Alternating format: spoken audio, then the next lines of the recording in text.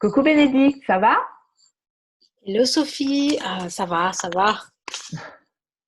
Bon, donc aujourd'hui on va parler de motivation pour essayer un petit peu de remettre nos ados, nos enfants sur les rails en vue donc de la reprise scolaire qui a priori va se dérouler au mois de mai. Et il y a pas mal de choses dont on va parler parce que c'est assez compliqué la motivation, hein. Il suffit pas de vouloir motiver les enfants et les ados pour que ça se fasse simplement. Ouais, t'as raison, la motivation, c'est vraiment pas un truc simple, hein. C'est même très très compliqué. Alors, qu'est-ce que tu m'avais pas parlé d'un truc là sur les objectifs qui s'appelait SMART? Oui, alors les objectifs SMART, c'est quelque chose qui est pas mal utilisé en entreprise, hein, donc les lettres S-M-A-R-T pour des objectifs qui sont spécifiques, qui sont mesurables, qui sont atteignables, qui sont réalistes et qui sont temporellement définissables. Qu'est-ce que ça veut dire? Ça veut dire que si par exemple notre objectif c'est que notre ado reprenne le chemin vers le collège ou le lycée sereinement le 11 mai, ça va être compliqué, c'est un peu trop vague.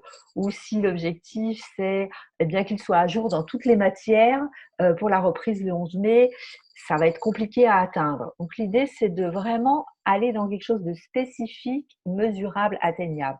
Quelques exemples, eh bien, s'il avait un livre à lire en français peut-être et qu'il n'a peut-être rien lu du tout, eh bien, il vaut mieux commencer par se fixer comme objectif de lire eh bien, au moins la moitié du livre, donc vraiment spécifier combien de chapitres pour telle date, etc. Et ça sera mesurable comment? Eh ben, en regardant si à la date, le nombre de chapitres prévus a été lu, hein. Donc, attention aux objectifs qui sont trop gros et qui ne sont pas assez spécifiques et mesurables parce que ça va être trop compliqué pour les ados. Et puis, l'idée, c'est vraiment de commencer petit à petit, hein. On aime bien utiliser le PPPPP de notre ami Dany Beaulieu, hein, le premier petit pas possible.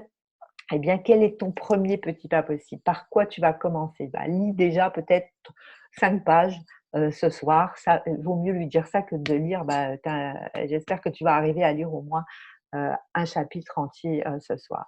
Et comme quand c'est atteignable et que l'ado y arrive, il y a la satisfaction et le succès appelle le succès. Donc, ça montre qu'on est capable et ça donne envie de persévérer alors que sinon, on risque d'abandonner. C'est comme à la montagne, hein, on ne monte pas l'Everest d'un seul coup.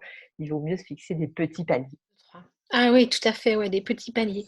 D'ailleurs, même moi, j'ai envie d'ajouter aussi, tu vois, d'installer un visuel.